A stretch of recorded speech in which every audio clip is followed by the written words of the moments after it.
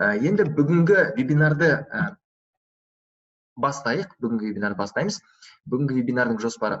Енді бізде маңызды нәрселердің бірі бұл сетевой бизнес. Көпшілік адамдар айтады, бұны сетевой бизнес емес дейді, бұны пирамида емес дейді, бұны продажа емес дейді.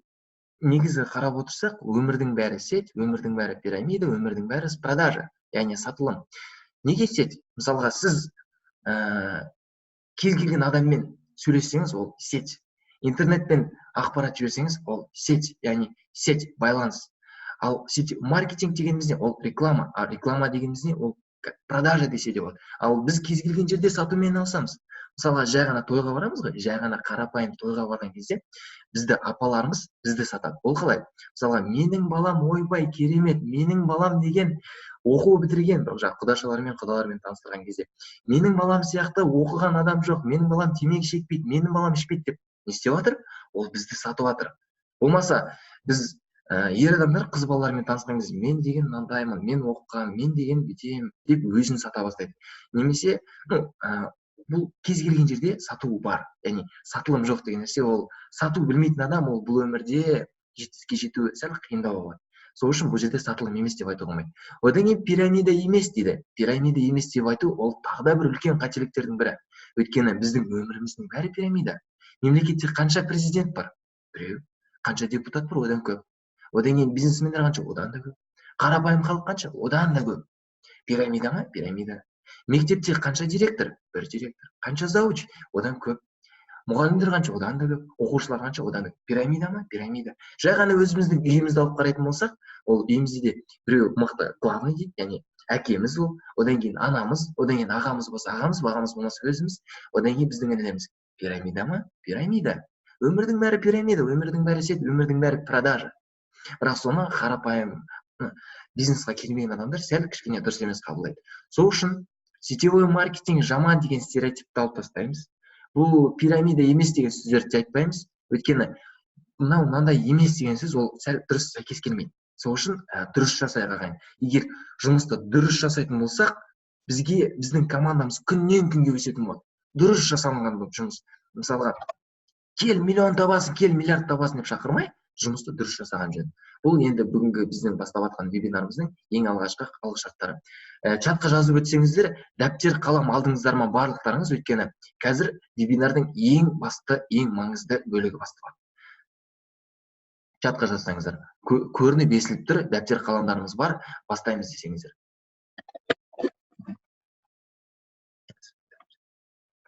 Рахат, жақсы дейді.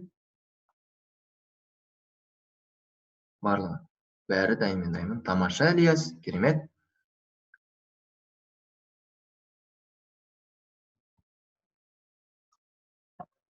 Бастаймыз дайын. Жақсы, тамаша, керемет. Басқаларымыз да дайынбыз деген ойдамын. Ешкімді күтпей қояйық, өйткені бұл вебинар сақталады. Жаңадан көретін адамдарға кішкене қиын үшін. Жақсы, бастаймыз. Енді мен сіздерге бұл жұмыстың жоспарын, бүгін біздің өтетін оқуымыздың жоспарын кішкене алғышарттарын айтып өттім. Енді маңызды нәрселердің бірі, ең бірінші айтылатын нәрсе, ол куратор. Куратор дегеніміз кім? Сіздерді осы кәсіпке қосқан адам, ол сіздің кураторыңыз. Мысалға, бұл идеяны маған Габит Муса айтты, менің кураторым. Ол кісі айтты, ол менің кураторым. Мысалға, мен Рахатты қостым. Мен Рахаттың кураторым. Рахат Ләйлім деген адамды қосты. Рахат Ләйлімнің кураторы. Яғни кім кімді қосты, сол адамның кураторы. Енді маңызды нәрсе. Куратор сізді қоса алды ма, сізге осы жобаны сата алды ма, ол бір нәрсе біледі деген сөз. Немесе куратор сізден бірінші бұл кәсіпке келді ма, ол сізге қарағанда ақпаратты бірінші рет алды деген сөз. Сол үшін кураторды әрдайым сыйлау керек. Куратордың айтқанын тыңдау керек. Бірақ куратормын деп өзінше мықты болып бейді. Мен куратормын, мен айтқанын тыңда деп кетуге болмайды. Сол үшін куратормен дұрыс жұмыс жасап, куратордың айтқанын тыңдап, куратор істеген нәрселерді істеген жөн. Мысалы, мынандай болады, чаттарда мен байқадым, үлкен кісілер қосылып, жас балалардың, жас адамдардың айтқандарын тыңдамайды екен. Иә, болады ондай, мен түсінемін. Менің де жасым жас, 22-демін. Бірақ сіздер өздеріңіздің адамдарыңызды тыңдата білу керексіздер. Қай жағдайда сізді адамдар тыңдата біледі? Сіз ол адамға пайдалы ақпарат бере алатын жағдайда, сіз ол адамға пайда бере алған жағдайда, ол сіз тыңдайтын болады. Мен мысалға үлкен кісілер жазады, мақсат мына жағынан үлкен кісілер қиналады, олар регистрация бойынша, ол жұмыс жасау ол кісілерге қиын. Бірақ олар айтады, мен деген бұрыннан білем, сен маған үйретпей ақ қой, кішкентай болып дейді. сол ол сәл ұрыспау керек, тыңдау керек. Иә, мен сізді түсінемін, жақсы, тыңдаңыз деп жұмыс жасай білу керек. Кураторды тыңдау керек, және куратор өзінің командасын тыңдата білу керек. Ол ең маңызды нәрселердің бірі. Одан кейін чаттың ережелері: бір-бірімізге боқтамаймыз, спам жасамаймыз, ештеңе ұрыспаймыз. Және чатта біздің жалпы өзіміздің қазақша чатымыз бар, сол чатта бір-бірімізге көмектесейік. Бір-бірімізге бірге жұмысты бірге жасаған. Мысалы, мен өзім жалпы 100 адам тіркей аламын, мысалға. Бірақ егер барлығымыз, әрқайсымыз, бізде мына жерде 15 адам отыр ма, әрқайсымыз 2 адамнан тіркесек, қанша болады? 30 адам. 2 адамнан тіркесек, әрқайсымыз 4 адамнан тіркесек, 60 адам болады. Әрқайсымыз 8 адамнан тіркейтін болса, қанша болады? 120 адам болады. Мен өзім 100 адам тіркегенше, әрқайсымыз 8 адамнан тіркеген. Оңайырақ па? Оңайырақ. Сол үшін бірге жұмыс жасайық, бір-бірімізге көмектесейік. Енді маңызды нәрселердің бірі, сұрақтарыңыз болса, ұялмаңыздар. Мақсат сізге қоюға ұялдық, болмаса мейірман саған қоюға ұялып жатырмын, рахат, сізге қоюға ұялдым деп ешқашан ұялмаңыздар. Сұрақты чатқа қойыңыздар. Түсінбейсіздер ме? Ең жаман сұрақ қандай сұрақ білесіздер ме? Қойылмаған сұрақ. Сол үшін сұрақтарыңызды міндетті түрде қойыңыздар. Сұрақ қоймау ол дұрыс емес. Ал сұрақ қою ол дұрыс. Қорықпаңыздар, мен мынау сұрай береді екен деп. Сұрақтарыңыз бар ма? Чатқа, телеграм чатқа қойыңыздар. Жұмыс әрдайым телеграмда болады, өйткені телеграмда жұмыс жасау оңай. Ол екінші нәрселердің бірі. Чатты оқимыз. Міндетті түрде күнде чатты оқимыз, өйткені чатта маңызды ақпараттар береді. Бүгін мысалы өте маңызды ақпарат берілді. Сайт өзгертілді. Қазақстан үшін сайт өзгертті разработчиктар. Енді біздің сайтымыз cryptohands.org емес, kz.cryptohands.org. Осындай сайтпен кіреміз. Сол сайт просто біздің зеркаласы бұл. Сайттың зеркаласы. Маңыздысы. Чатты оқимыз. Енді кешегі демалыс бойынша бағана айтып өткенмін. Осындай Алматы қаласында кереметтей бір демалыс болды, кереметтей тренинг болды. Ондай тренингтарды бізде өткіземіз. Барлығымыз жиналып өткізсек болады. Ондай тренингтарды кез келген адам өткізе алады. Жиналып жиналайық, шығайық, тауға барайық, қыдырайық, командалық жиналыстар жасайық, криптопати жасайық, басқа қалаға келіңіздер, сөйтейік десеңіздер, оны жасауға біз әрдайым дайынбыз. Яғни сұраныс болмаса, бізден ұсыныс болмайды. Яғни сіздер сұраңыздар. Мен жыламаған балаға емшек жоқ дейді ғой. Сол үшін сұраңыздар. Мынандай нәрсе жасасақ қалай болады? Былай жасайықшы. Мына қалаға келіңіздер, сөйтейік десеңіздер, әрине. Біз әрдайым жақсы көмектесеміз, команда жұмыс жасайық, істейік десе, біз әрдайым көмектесуге дайынбыз. Одан кейін маған жақсы бір ұсыныстар түсті осы жақын арада. Шымкент қаласына келіңіздер, сосын Ақтөбе және Ақтау қаласына келіңіздер деген 3 ұсыныс түсті командадағы кісілерден. Сіздер біз командамен басқа Астана қаласына, сіз жаңа рахат айтты, осы жақын ғана байқадым. Командалармен біз командамен сол қалаларға барғандарымызды қалайсыздар ма? Әрине керемет емес пе? Біз мысалға Шымкентке барамыз, Шымкентте тренингтер жасаймыз. Онлайн емес, кездесіп, үлкен тренинг жасап, бізде Алматыда криптопати жасаймыз. Ол криптопатиға келген 50 адам келе ме, 50 адамның 48-і тіркеліп кетеді. Өйткені ол живой встреча, ол жерде сұрақтарын қоя алады. Өйткені бұл жай ғана интернет күшті, бірақ живой встречаға жетпейді. Өйткені ол адамның эмоциясы барлығы беріледі. Мен мысалы қанша эмоциямен сөйлеуге тырыссам да, ол аудиторияда үлкен адамдардың алдында сөйлеген ол басқа. Егер солай басқа қалаларға барғандарыңыз қаласаңыздар, чатқа жазыңыздар. Барайық, қыдырайық, жасайық, өйткені ол өте керемет нәрсе. Мысалы Ақтауға барып Каспийдің жағасында бір қыдырмасақ, қыдырмас па? Неге қыдырмасқа? Командамен. Командалық ұйымдар жасамасқа, командалық нәрселер. Осындай нәрсені біз жасағымыз келеді. Егер ондай нәрсені сіздер жасайық десеңіздер, біз істеуге дайынбыз. Енді бұл тағы да айтып өткен ең бірінші ережелер кіріспе дегеніміз. Дайынбыз, бастаймыз. Чатта ештеңе көрінбей тұр ма, әлде чатқа жазылмай тұр ма, мен түсіне алмай тұрмын. Ешкім жазып жатқан жоқ, мен соны түсіне алмай тұрмын.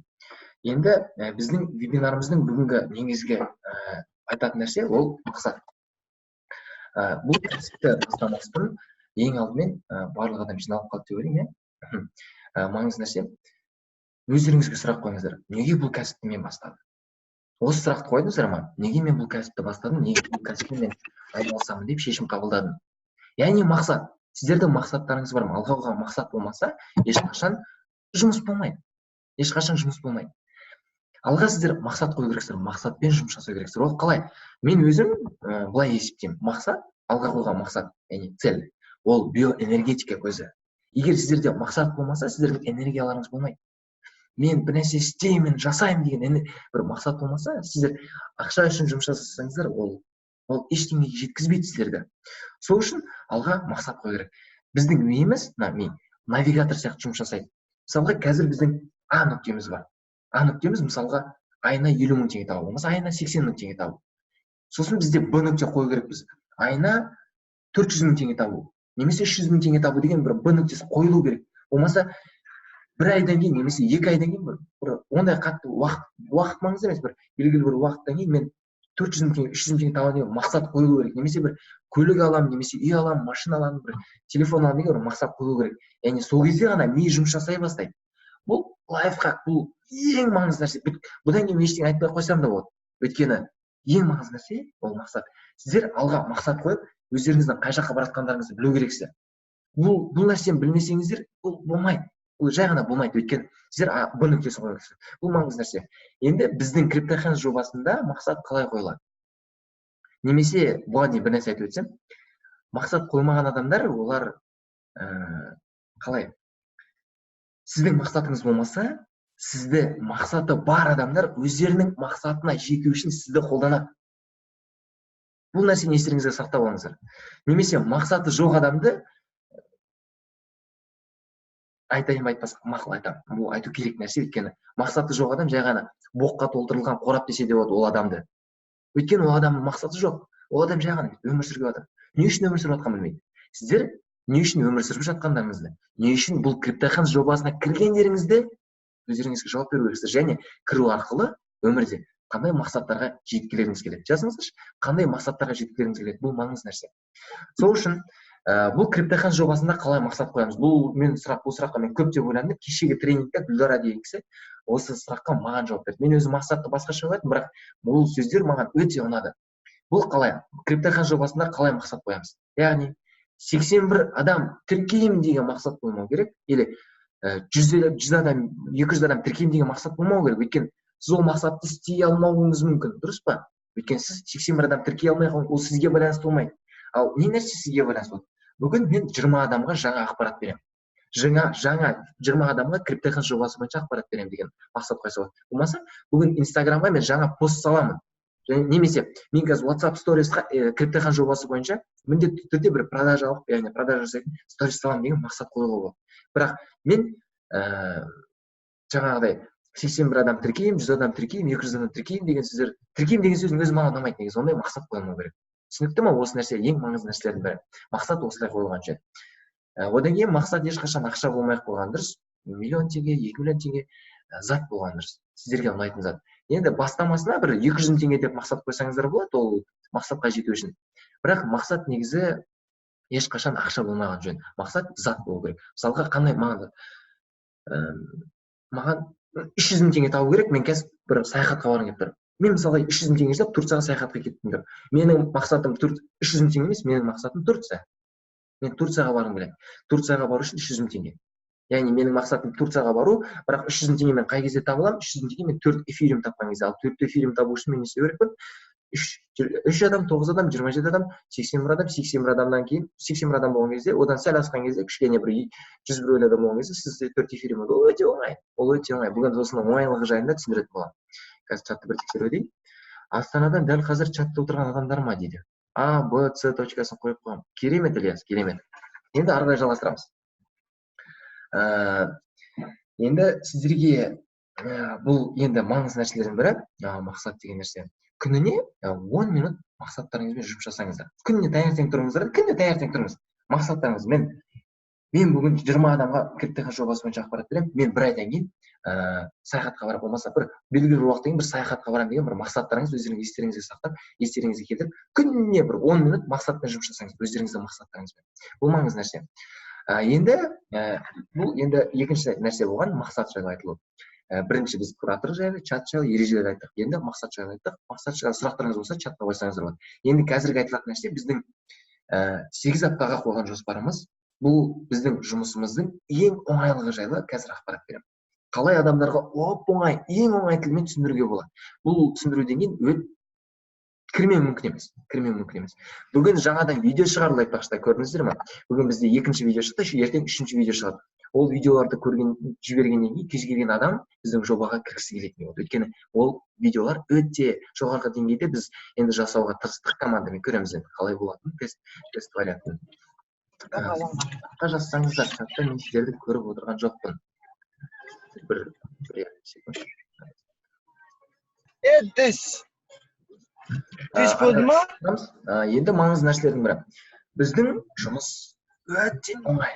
Мына криптохаз жобасы өте оңай. Бұдан оңай жоба мен ешқашан өзім көрмеген. Өйткені мен сетте жүргеніме 1 жыл болды. Бұған дейін біз $1000 продукт сататынбыз. Мен 3 ай бойы жүріп, 3 ай жүріп, бір адамға сата алмаған. Сіздер айтасыздар, мен адам тіркей алмаймын. Мен 3 ай жүріп бір адамға сата алмадым. 3 айдан кейін ғана саттым.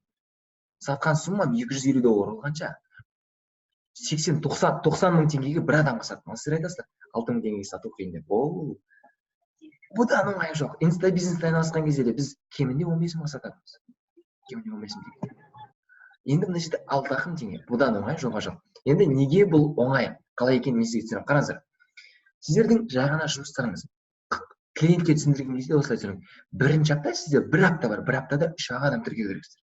Осындай мықты жобаға бір аптада 3 адам тіркейсіздер. 3 адам 6 мың теңгеден, миллион теңгеден емес, 100 мың теңгеден, 200 теңгеден емес, жай ғана бір аптада 3 адам тіркейсіздер болды. Екінші аптада сіздердің жұмысыңыз сол 3 адам, екінші аптада 3 адамнан тіркеуге сіз көмектесесіз. Мені қалай қай жер дұрыс емес болып жатыр, мен көмектесейін, қалай болып жатыр деп. Істейік, бірге жұмыс жасайық, мені 9 адам тіркеледі. Яғни сіздің жұмысыңыз, екінші аптада жұмысыңыз, сіздің әр адамыңыз 3 адам тіркеді, 9 адам болды. Екінші аптада 9 адам, сіз 3 адам тіркедіңіз болды. Үшінші аптада сіз сол 3 адамға әрқайсысына 9 адамның 3 адамына тіркеуіне көмектесіз. Сонда 20 адам тіркелді. Тіркелді 3 апта. 3 аптада табысыңыз 100 мың теңге. Оңай ма? Оңай. 6 мың теңгеден бастап 3 аптада 100 мың теңге табу деген қай жерде бар? Еш жерде жоқ. Ондай нәрсе мен ешқашан көрмегенмін. Пирамидада болмаса әрине. Біздікі пирамида емес, финансовый пирамида емес. Яғни 3 аптада 6 мың теңгемен 100 мың теңге табасыздар. Ары қарай қалай түсіндіресіздер? Ары қарай мынанша адам, міне көпшіліктің қателігі қанша адам тіркеймін, мынанша адам тіркеймін, жоқ, олай түсіндірмеңіздер.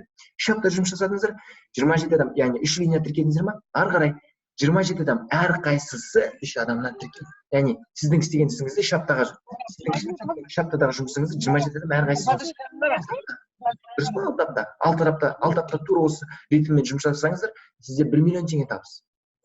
Менің істеп жатқаныма қанша болды? 4 аптадан асты, 5-ші апта кетті.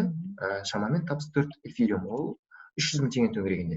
Мен өзім мақсатыма жетіп айтпақшы.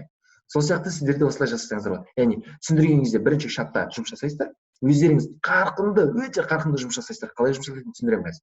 3 апта. Одан кейін келесі 3 апта сіздің командаңыздағы адамдар жұмыс жасайды.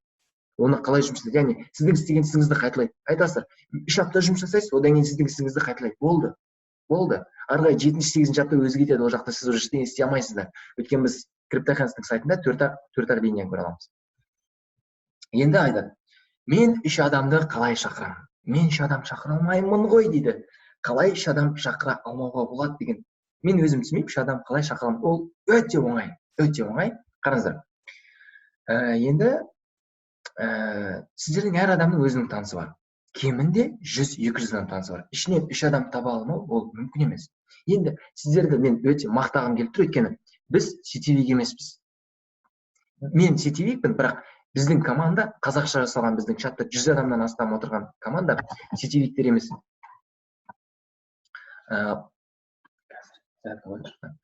Біз сетевик емеспіз. Сетевик болмасақ та біздің команда өте жоғарғы дәрежеде дамып жатыр. Мысалға мен командада Аминаны бар, Рахат бар, Балжан бар, өте ешқашан сетте болмаған, ешқашан бизнесте болмаған кісілер мынандай мықты структура құрып жатыр, өте мықты структура. Біз сетевик емеспіз. Біздің команда сетевик емес. Бірақ сонда да біз жақсы жұмыс жасап жатырмыз. Неге? Өйткені біздің команданың алға қойған мақсаты бар, және сол мақсатқа жеткіміз келеді. Әр адамның өзінің мақсаты бар. Мен жаңа айтып отқан кісілер ешқашан сетте болмаған кісілер. Сол кісілер жетістікке жетіп отыр. Сетте болған кісілер одан да жоғарғы жетістікке жетеді. Бірақ мен сетте жоқпын деп өздеріңізді не қылмаңыздар, өйткені жаман айтпаңыздар, өйткені мынандай нәрсе бар. Жаңадан келген адам бар, жаңа. Ол адамның басы пустой. Ол адам ешқашан сетте болмаған, ол адам жұмыс жасап білмейді. Ол адамға біз ақпарат береміз, дұрыс жұмыс жасау. Өйткені кейбір адамдар бар, сетте болған, сетте ешқашан ақша таба алмаған, ешқашан 20 жыл жүріп сетте ақша таба алмаған кісілер бар. Оларға сен бұрын үйреткен нәрсені ұмыт, мен үйреткен нәрсені істе десем, олар істей алмайды. Өйткені олар мен бұл информацияны өшіре алмаймын. Сол үшін сіздер жаңадан бизнесқа ең бірінші рет сетьқа осы криптохан жобасы арқылы кіргендеріңізге қуану керексіздер. Өйткені бұл жерде табысқа жете алмау мүмкін емес. Өйткені өте оңай жоба. Сол үшін енді 3 адамға қалай ұсынасыздар? Мен осы сұрақ көбіңізде бар шығар. Қалай адамдарға ұсынамын? Қалай бұл ұсынылады? Мен былай түсіндірем. Жақында осылай ұсыну керектігін өзім түсіндім. Жас кісілер болатын болса, жас кісілер былай айтады деп айтамын. Оны жай ғана ойын деп қарастыр. Ойын деп қарастыр. Енді түсіндіріп жатқан кезде, сенің жұмысың, сен тіркелуің бірінші деңгейге тіркелдің ғой. Сен 3 адам тіркейсің. Сен яғни жұмысың 3 деңгейде 3 адамға ұсына аласың ба? Бір аптада 3 адамға ұсыну. Сенің қолыңнан келе ма? Иә, жоқ. Жоқ, жақсы, басқа адам. Иә, жоқ, басқа адам. Кіресіз бе? Жұмыс жасаймыз. Міне керемет, мен қазір бір жоғарғы дәрежеде табыс табуға болады. Миллион табуға болады деңіздер, 8 миллион табуға болады. Ол үшін сен бірінші аптада 3 адам тіркеу керексің, одан кейін командаң 3 адам. Істейсің ба? Иә, жоқ. Иә, жоқ. Жоқ дей ма? Жақсы, керек емес, басқа адам. Істейсің ба? Иә, жоқ, керек емес, болды. Кірші, істеші деп қажет емес. Істейсің ба? Иә, жоқ, болды. Жоқ дей ма? Жақсы, керемет. Мен сенің шешіміңді уважаю, но қазір маған жұмыс жасау керек, сол үшін уақыт жоқ, басқа адам жұмыс жасаймын. Жаңа осылай жұмыс жасаймыз, осы ритммен, осы алгоритммен. Иә, жоқ, қалай ұсынамыз? Мен айтамын, мен өзім таныстарыммен жұмыс жасаймын. Сен маған сенесің ба? Адам айтады, әрине сенемін, мен сені қанша жылдан бері танимын, сен мені лақтырып кетпейсің ғой. Егер сен маған сенетін болсаң, онда кеттік бірге жұмыс жасайық. Сен мен саған табыс табуға болады деп тұрмын. Егер қазір бұл жерде сен ақша жоғалтатын болсаң, мен де ақша жоғалтамын ғой. Неге? Өйткені екеуміз бір жобадамыз. Сен маған сенесің бе? Иә, онда кеттік жұмыс жасайық. Солай өздеріңіздің таныстарыңызбен жұмыс жасасаңыздар болады. Осылай практика жасап көрсеңіздер. Бұл жай ғана таныстарға ұсыну. Бұл арқылы жаңағы біздің үйрететін 2 аптадан кейін сіздер 1 аптадан кейін таргет жібересіз, оған дейін өздеріңіздің адамдарыңызға осылай ұсынып жұмыс жасай берсеңіздер болады. Бұл оп-оңай. Осымен 3 адам тіркесеңіз, мен осылай бір 30-40 адам тіркедім, оп-оңай, өте оңай. Мен жасым 22-де. Көбісі айтады, мен жаспын, таныстарыма айтады, мен жасым 22-де. Мен 21 жасымда сетевой маркетингті бастадым. 21 жасымда. Ол кезде мен ешқандай танысым болған жоқ. Соның өзінде мен көп адамдарға ұсына алдым. Ол ештеңе қарамайды, адам істеймін десе істейді. Сол үшін сіздер ойланып қараңыздар. Группаластарыңыз бар, қанша группаластарыңыз, қанша универдегі класс, мектептегі класстарыңыз, көршілеріңіз, туысқандарыңыз, құдаларыңыз, құдашаларыңыз, әпкелеріңіз, ағаларыңыз, інілеріңіз қанша адам бар? Соның ішінде 3 адам. 3 адам 6000 теңгеден болды. Осылай ұсынасыздар. Енді қараңыздар, маңызды нәрселердің бірі. Енді қазір бірер секунд. Я заряд алып тұр. Бірер секунд. Маңызды нәрселердің бірі. Қазір өзімнің жоспарыммен жүрсем деп едім, басқа жаққа шықпайыншы. Иә. Міндетті түрде. Енді қараңыздар. Сіздер қазір тұрыңыздар, жай ғана ойланыңыздар. Сіздер барлықтарыңыз осы жобаға кірдіңіздер ғой. Сіздерді біреу шақырды. Енді ойға салыңыздар. Кірген кезде, осы жобаға кірген кезде, не үшін кірдіңіздер? Қалай кірдіңіздер? Маған мысалға Габит айтты. Мақсат, сен просто телефонмен звондап айтты. Мақсат орысша айтты. Мақсат, хочешь заработать 100 эфириумов за 8 недель? Я дедім. Короче, я тебе сейчас отправлю видео и посмотри, и все, деді. Жан тұрды айтты. Хочешь заработать 100 эфиров за 8 недель? Да, дедім. Все, давай просто. Мен тұрмын, видеоны көрдім. Просто видеоны көрдім жаным. Өйткені маған жаңа эмоциямен түсінесіздер ме сіздер? Адамға түсіндірген кезде бір күшті эмоциямен өздеріңіз біз жобаға сенбесеңіздер, сіздердің адамдарыңыз сіздерге сенбейді. Сіздер өздеріңізге сенбесеңіздер, сіздердің адамдарыңыз сізге сенбейді. Сіздер өздеріңіздің табыс табатындарыңызға сенбесеңіздер, сіздердің адамдарыңыз қалай сіз оған көмектесетіндігіне сенеді. Мен мысалға өзімнің өте жоғарғы дәрежеде табыс табатыныма сенемін. Мен сенемін. Ал сіздер соған сенесіздер ме? Маңызды нәрсе. Жобаны мен мысалға Мейірманға ұсынған кезде айттым. Мейірман менің партнерім, ең бірінші партнерім. Мейірманға айттым. Мейірман, маған қара 8 аптада 8 миллион теңге тауып мен просто қара кіреміз ба? Мейірман тұрды, кән көрсетші. Таба аламыз ма нақты деді. Мынаны қарасай, сен есептедім, көрсеттім, қалай екенін нақты бастан аяғына толық түсіндірдім. Мейірман, кеттік бастаймыз. Түсініп отырсыздар ма? Сіздердің өздеріңіздің адамдарыңызға или былай айтсаңыздар, мен қазір саған 2 видео жіберемін, 2 видеоны көр, 2 видеодан кейін хабарласасың. Бәтсі вот, кірсең кір, кірмесең кірме деп отыратын болсаңыздар, сіздерге кім кіреді? Сол үшін адамдармен жұмыс жасаған кезде эмоция. Адам криптохансын сатып алмайды. Адам FOMO team біздің команданы сатып алмайды. Адам нені сатып алады? Адам сізді сатып алады. Ол қалай? Ол қалай? Сіз оған өзіңізді сатып тұрсыз. Ол қалай түсініп алады? Сіз өзіңіздің табыс таба алатын, ол сіздің сөзіңізге ереді. Яғни ол криптохэнс па, ол не екенін белгісіз, айырмашылығы жоқ. Мен мысалы айта аламын, қазір мықты жоба ашып тұрып барамыз, өйтеміз десек, ол адамдар не дейді?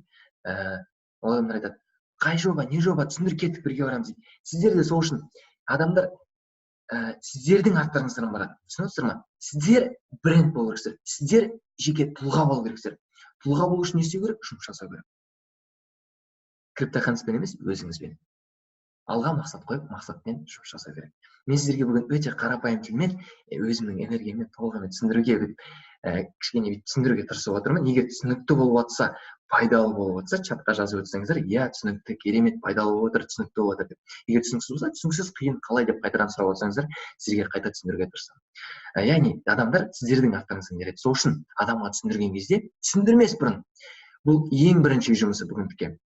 CryptoHands, міне бүгіннен бастап kz.cryptohands.org kz.cryptohands.org деген сайтқа кіреміз. От А до Я сайтты толығымен оқып шығамыз. Смарт-контракт деген не екенін толығымен түсінеміз. Түсініп аламыз. Қалай ол, не ол, қалай жұмыс жасап жатыр, бұл CryptoHands деген не екенін толық түсініп алыңыздар. Мақсат айтты екен, бір Құралай айтты екен, Кәмшат айтты екен, Зарина айтты екен, Азамат айтты екен деп кіре бермеңіздер. Балжан айтты екен деп кіріңіздер де сайтты оқыңыздар. Бастан аяғына дейін не, қандай, бұл қандай жоба, кім ойлап тапқан, қалай жұмыс жасап жатыр. Мен Мейірманға осыны айттым. Мейірман кірді, Мейірманға 2 апта өтті. Сайтқа кірде оқы, менен сұрама дедім. Ол менен сұрайды, мақсат бұл қалай сонда, бұл қалай бұл өшпеуі мүмкін, қалай бұл күшті жұмыс жасауы мүмкін дейді. Мен айтамын, сайтқа кірде оқиды. Мейірман 2 апта оқыған жоқ. 2 апта деген бір жағдай болып қалды, бір компьютер ашып, сайтты оқу керек болып қалды өзі Мейірманға. Бір жағдайлар келіп алып келді саған. Мейірман тұрады да келіп, мақсат біз күшті жобада екенбіз ғой дейді да. Мен күлемін, сен қалай маған өйтіп айтуың мүмкін? Яғни сіздер қазір өздеріңіз мына жерде лидерлер отыр. Бүгін вебинар көріп отқан өңкей лидерлер, Кәмшат, Зарина деген кісілер, Мағжан деген өте мықты командасы бар кісілер. Сіздер өздеріңіз сол сайтқа кіріп толығымен оқып шығыңыздар. Сайтты оқып шыққаннан кейін, сіздер бұл жобаның қандай керемет екенін түсінесіздер. Яғни бірінші жұмысы жазып алыңыздар. Сайтты бастан аяғына шейін қалай жұмыс жасайтындығын толығымен көру. Бұл бірінші жұмысы. Екінші жұмысы, бағана айтып өткен екінші пункт бойынша айтуды ұмытып кеттім. Мақсат қою. Мақсатпен 1 апта жұмыс жасау. Яғни алға мақсат қоясыздар, сол мақсатпен жұмыс жасайсыздар. 1 апта бойы күніне 10 минут. Менің уақытым жоқ дейтін адам болса, біздің обучениеден шығып кете берсін. Біз мен адаммен жұмыс жасамайды, керек емес ондай адам. Қалай 24 сағаттың ішінде 10 минут алып өзінің мақсатпен жұмыс жасай алмауы мүмкін? Мақсатпен жұмыс жасамау деген сөз, мақсаты жоқ адам кім дедік біз? Жай ғана боққа толтырылған қап. Егер сіз мақсат қойып мақсатпен жұмыс жасамасаңыздар, сіздер боққа толтырылған қапсыздар. Ондай болғаныңыз келмесе, үлкен жетістіктеріңіз келетін болса, мақсат қойып мақсатпен жұмыс жасаңыздар. Яғни екінші жұмысы мақсат қойып мақсатпен жұмыс жасау. 1 апта бойы тоқтамай. Егер жетістікке арнайы жұмыс жасағаныңыз, мен 1 жыл болды мақсатпен жұмыс жасап келе жатырмын қазіргі таңда. Сол мақсатпен дұрыс жұмыс жасаудың арқасында мен қазіргі жетістіктерім 1 жыл бұрын. Ол сіздер қазір телефон алып қазір телефон аспаннан түсе қалмайды. Белгілі бір уақыттан кейін. Бұл жайлы мен соңғы вебинарымда өте керемет вебинар, бизнестің заңдылықтары, бизнес заңдылықтары деген вебинарда бұл нәрсені толығымен түсіндіретін боламын. Яғни бірінші жұмысы CryptoHands.org сайтын түсіндім. Екінші жұмысы жаңағы мақсатпен жұмыс жасау. Бүгін вебинар қайтадан көріңіздер. Продажа жағына бағана айтқан нәрсе қайта көріңіздер. Мен қазір тағы да айтатын нәрселер бар, қорытынды нәрселер бар. Айтпас бұрын мен чатты бір тексеріп шығайын рұқсаттарыңызбен. Қазір қалай болып жатыр? Мінекей Бағжан жазып отыр. Менде вечно түнде уақыт болады, сол үшін сұрай берем, мақсат ауызша айта салшы деп, потом артынан видеосын көрем. Енді бұл нәрсені не үшін айтып отырмын мен? Қараңыздар, лидерлер. Лидер болғаныңыз келетін болса, сіздер өздеріңізге ответственность дейді қазақша, орысша қазақша қалай болады? Ответственность. Жауапкершіліктеріңіз болу керек. Өздеріңізге жауапкершілік алу керексіздер. Сіздер ең бірінші команданы ала емес, сіздер өзіңізді алып жүруге үйрену керексіздер. Мектепте үйретеді, ең бірінші өзіңді алып кеш, өзіңмен жұмыс жасауды үйрену керексіздер. Сіздер егер өздеріңіз толығымен сайтты оқып, толығымен видеоны түсініп, сұрақ қоймайтын жағдайға жетіп, командада сұрақ бола ма, общий чатта сұрақтар бола ма, чатқа жауап беріп көмектессеңіздер, сіздердің командаңыз о мықты лидер екен, о мына балжан сияқты, мен де балжан сияқты болғым келеді деп сіздердің командаңызда сіз сияқты жұмыс жасайтын болады. Мысалға мына мақсат қазір вебинар жүргізіп отыр екен, ертең мен де командама неге мақсаттың айтқан нәрселерін жаңағыдай қайталап бере салмасқа деп ой келеді кейбір кезде. Әр адамның басында осындай ой. Сіздер менің айтқан нәрселерімді жаттап алып өздеріңіздің командаңызға түсіндірсеңіздер де болады. Мен айтып отқан нәрселер, мен оны бір жақтан алып отқан жоқ, өз ойымнан шығарып отқан жоқ, мен оларды бір кітаптан оқыған нәрселер, видеодан көрген, кинодан көрген, тренингтен көрген нәрселер. Сондай. Мен не үшін бүгін дәптер қалам алып алыңыздар дедім. Себебі қазір жазып алыңыздар, осы нәрсені жазып алыңыздар. Орысша, бұл енді орысша, қазақша қалай болады екенін білмеймін, өйткені мен өзім көп жерде орысша оқығанмын. Сіздер ең қазақша айтып отырсам, өздеріңіз жазыңыздар. Біріншіден, менің вебинарымды тыңдап отырсыздар қазір. Өздеріңізді шәкірт ретінде қалыптастырыңыздар. Өздеріңізді бәрін ұмытыңыздар, білім жоқ сіздерде, просто как қарапайым тілмен, ешкім емессіздер. Қарапайым бәрін ұмытыңыздар. Сіздер іште білім жоқ. Қазір сіздер білімге қарындарыңыз аш болу керек. Яғни мен айтқан нәрсенің бәрін жазып отырыңыздар. Шәкірт болыңыздар. Мен кез келген жерге барған кезде, мен ол нәрсені біліп тұрсам, қалай екен деп тыңдап отырсам екен, кез келген жерден, кішкентай болса да өзіме бір пайдаланып кетеді. Яғни сіздер өздеріңіз түсіну керексіздер. Бірінші нәрсе. Яғни өздеріңіз шәкіртсіздер. Екіншіден, бұл сетевой маркетинг, сетевой бизнес. Ертең сіздердің командаларыңыздар мықты болғаны керек. Сіздер ертең үлкен команда болады, сізден сұрайды ғой, қалай сатамын? Мақсаттан сұра демейсіздер ғой, Мейірманнан сұра, Балжаннан сұра демейсіздер ғой. Сіздер үйрету керексіздер. Сол үшін не істейсіздер? Мен үйреткен нәрсені барлығын жазып алдыңыздар ғой, сол нәрсені ертең тренингтердің барлығы дәптерге жазылған. Соны оқып беріп отырмын сіздерге қазір. Жаңа мен дайындалған нәрсені оқып беріп отырмын. Сіздер де ертең өздеріңіздің адамдарыңызға соны оқып түсіндіріп бересіздер. Түсінесіздер ме? Біріншіден өздеріңіз шәкіртсіздер. Екіншіден ертең болашақта сіздер ұстазсыздар. Егер сіздер шынымен бизнеспен алсаң, егер шынымен сетевой, не сетевой, традиционный, не традиционный, пирамида, не айырмашылық жоқ. Кез келген жерде үлкен табыс табу үшін біріншіден мақсат керек, екіншіден мықты команда керек. Мақсат қойып үйретіп отырмыз, командамен қалай жұмыс жасау керекін қазір үйретіп отырмыз. Яғни дұрыс жұмыс жасасаңыздар барлығы. Яғни бұл маңызды нәрселердің бірі. Мақсат бойынша қалай қою керектігі бойынша сұрақ болатынбыз, әрдайым көмектесуге дайынмын, өйткені мақсат деген энергетика деген нәрсенің барлығын түсіндірген болатын. Енді мен бағана айтқан болатынмын, мақсаты жоқ адам, ал мақсаты бар адам кім ол? Мақсаты бар адам, ол энергиясы бар адам, ол адамның энергиясы бар. Бағанағы адамға қалай түсіндіреді дедім ғой, қазір қараңыздар. Егер сіздерде мақсат болатын болса, айтылған нәрсе, сіздерде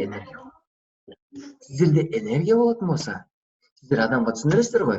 Мысалы, мен сияқты, мен қазір энергиям тасып отыр. Қалай екен білемін, мен энергия күшті, өйткені менің мақсатым бар. Егер сіздерде мақсат болатын болса, сіздерде энергия бар, ал сіздерде энергия болатын болса, сіздерде команда бар. Ол қалай? Өйткені сіз күшті энергиямен адамдарға түсіндіре аласыз. Ал адамдарға күшті энергиямен түсіндіретін болсаңыздар, ол адам кіреді. Түсінікті? Енді техника бойынша сұрақтарыңыз болса қазір қойсаңыздар болады чатқа, мен ары қарай жалғастырамын. Қараңыздар. Маңызды нәрсе адаммен жұмыс жасау бұл да. Адам кіреді ғой, адам кірген кезде көпшілік адам түсіндірмейді.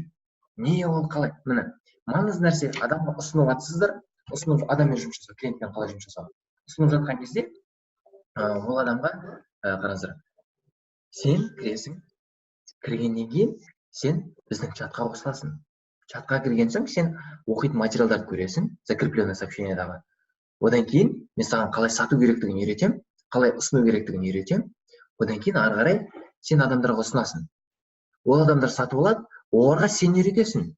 Одан кейін сен оларға үйретесің деп адамға түсіндіру керек. Яғни қорытынды ой жазып алыңыздар.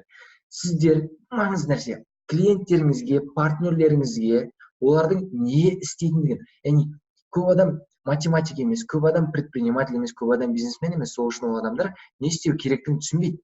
Олар айтады, жоба бар, бір нәрсе бар, бірақ қиын сияқты деп ойлайды. Криптовалюта десе ол өте қиын деп ойлайды. Болмаса бизнес десе ол қиын нәрсе деп ойлайды. Сетевой дейтін болса ол табыс таба алмайды деп ойлайды. Сол үшін оларға қарапайым тілмен түсіндіріңіздер. 6000 теңгемен тіркелесің, командаға қосыласың, дайын видеоларды көресің, сатуды үйренесің, бәрі соның ішінде бар. Одан кейін тұрасың да 3 адамға ұсынасың. Мен саған қалай ұсындым, тура солай мен саған ұсынуды үйретемін дейсіз. Болды. Басқа ештеңе емес. Яғни адамға не істеу керек? Не дейді? Ведение человека қалай қазақша?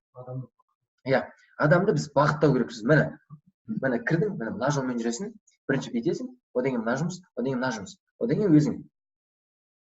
Яғни адам бағыты болу керек. Сол үшін қазір жазылған бір конспектім бар еді, өзім оқып жүрген. сіздер адамды кіргізесіздер ғой, кірген кезде ол адамға айтыңыздар. Кірген кезде закрепленное сообщение орысша чатқа қоспай қойсаңыздар да, өйткені орысша чаттағы нәрсе мен қазақша жазып біздің қазақша чатқа жіберіп отырамын. Закрепленное сообщение о видео барлығын көріп бола салысымен маған жаз деңіздер. Сізге жазады, мен көріп болдым, сосын айтасыз, cryptocurrency.org сайтына кіріп, сайтта полное изучение жаса, оқып шық. Сол оқып болсаң маған жазады сізге. Толық түсінікті болмайды. Бұл нәрсе бір 4 сағат, 5 сағат, яғни бір күнде жасап салуға болады. 3 сағатта жасап салуға болады. Оп-оңай. Адам көріп болады, барлығын істеп болады, одан кейін не істейді? Ода айтасыз. Болды, енді адамдарға ұсынамыз. Бірінші күні оқу болады, екінші күні ұсынамыз. Енді қалай ұсынамыз? Міне былай ұсынасың, болды, ара жұмыс жаса дейсің. Ол адам 3 адам тіркеді ғой.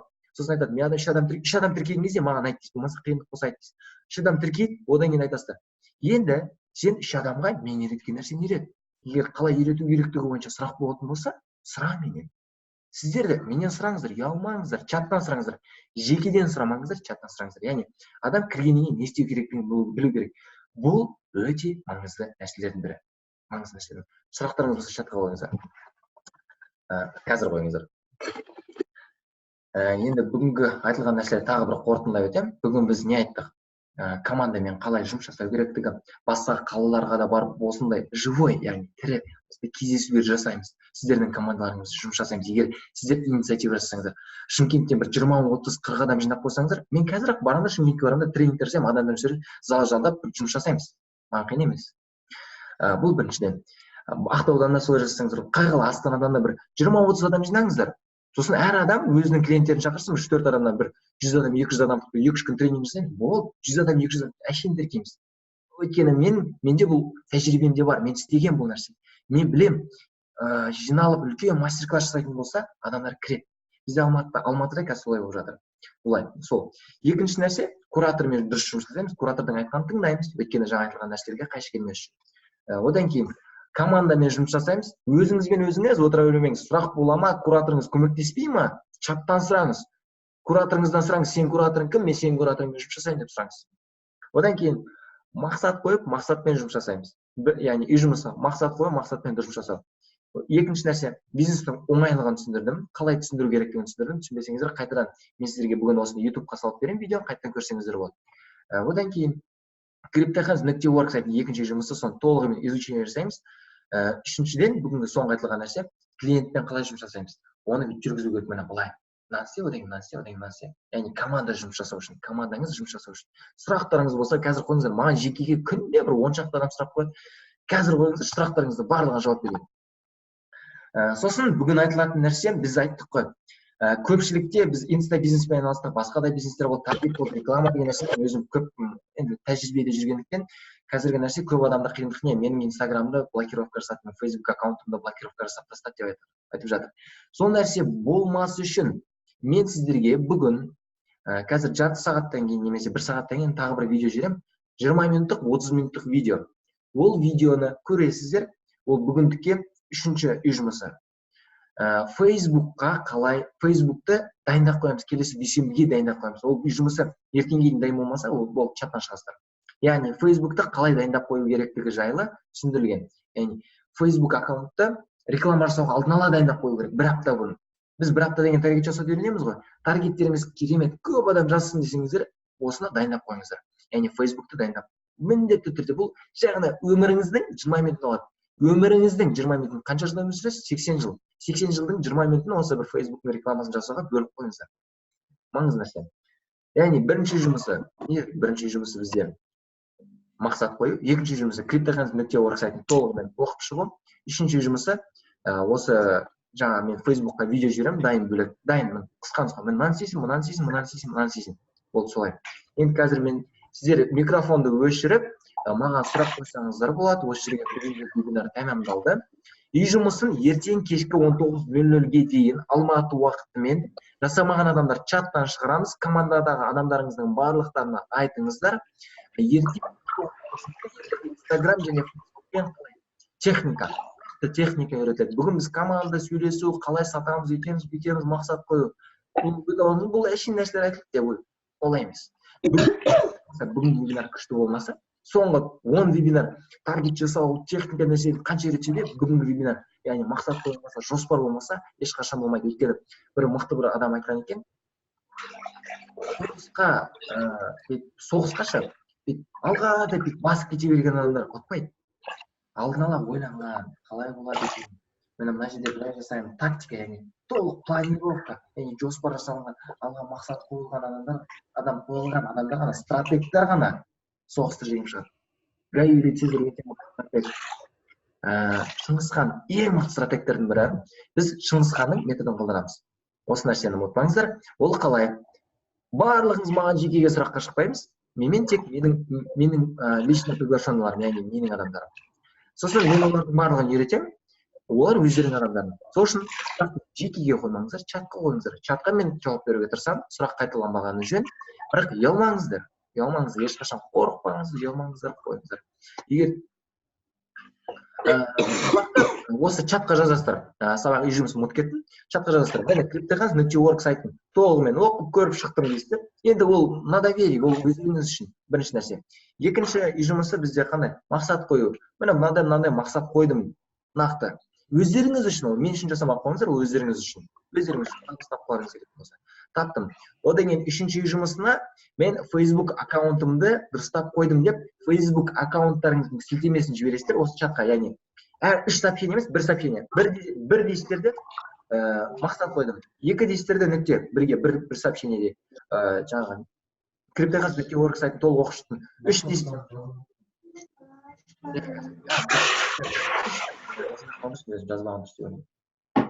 Мақсаттарыңызды жазғыларыңыз келсе жазсаңыздар, жазбасаңыздар. Үшінші, 3 дейсіздерде міне Facebook аккаунттарыңыздың сілтемесін жібересіздер. Осы біздің чатымыз бар. Бүгінгі чатымыздың атын біз Rocket KZ бірінші ағым деп қойған болдық. Біз ракета сияқты алға қарай ұшу үшін, алға қарай өте үлкен жетістікке жету үшін ракета деп қойған болдық. Сол чатқа жібереміз. Сіз болатын болса, сұрақтарыңыз болатын болса, осы жерге қазір жазыңыздар. Барлық сұрақтарыңызға жауап беруге тырысамыз. Енді қазір сіздерге емес, бұл вебинарды ұйықтап, 1 сағаттан көріп отқан адамдарға. Неге ұйықтайсыздар, неге дер кезінде көрмейсіздер? Сұрақтарыңыз болатын болса, сіздер телеграмға қойсаңыздар болады, біз жауап беруге дайынбыз. Бұл үй жұмысын Мейірман екеуміз тексереміз, әзірше Мейірман екеуміз тексереміз. Егер көмектесуге дайынмын дейтін болатын болса, кісілер командасына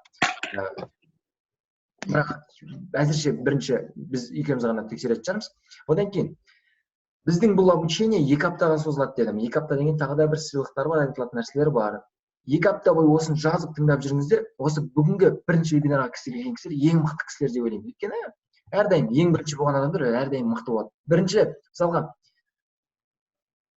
аспанға ең бірінші кім ұшты?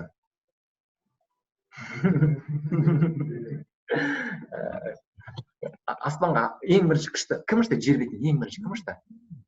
Бір-ақ адам бар. Жауап беремін, чатқа жауап беремін.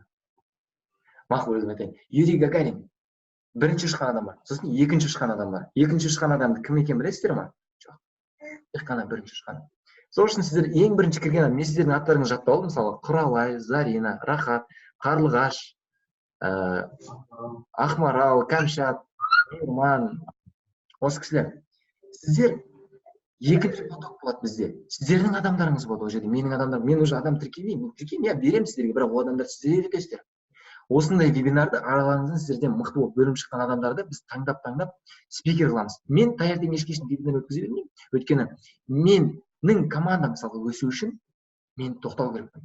Мен командаға мүмкіндік беру керекпін. Команда жұмыс жасау керек. Команда вебинар жүргізу керек. Яғни сіздер осындай мен сияқты вебинар жүргізуді үйренесіздер. Оның барлығын мен үйретемін. Егер сіздерде істеймін деген ынта ниеттеріңіз болса, біз барлығын үйретуге дайынбыз. Солай. Жалпы бүгінгі вебинар тамаша керемет болатын болса, вебинарда отырмаған кісілердің іштері ашу. Телеграм чатқа жазсаңыздар.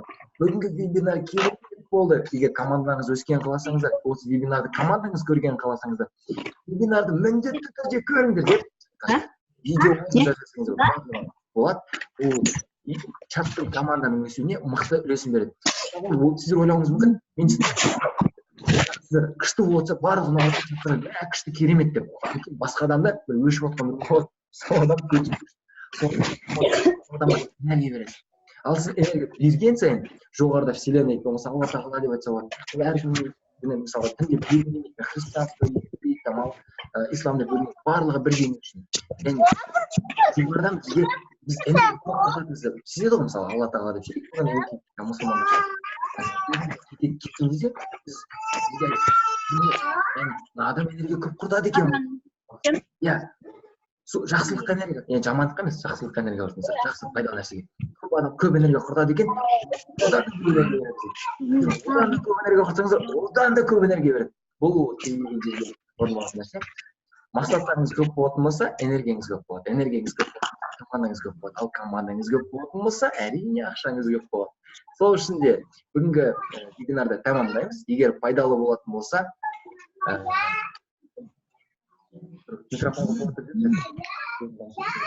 бүгінгі вебинар тамаша керемет болатын болса, чатқа жазыңыздар. Сіздермен осылай отырып сөйлескенге мен өте қатты қуаныштымын. Иә, мен де бармын ғой, керемет Гүлнұр ханым. Барлықтарыңызға рахмет. Осылай кіріп, тікелей эфирден көргендерге жеткен, тікелей эфирден көргенге жететін ештеңе жоқ. Записьті 1 сағаттан кейін жіберемін, 1 сағат, жарты сағаттан кейін. Сосын жаңа үй жұмыстарын жібересіздер, үй жұмысымен жазып жүремін. Сау, сәлеметте болыңыздар.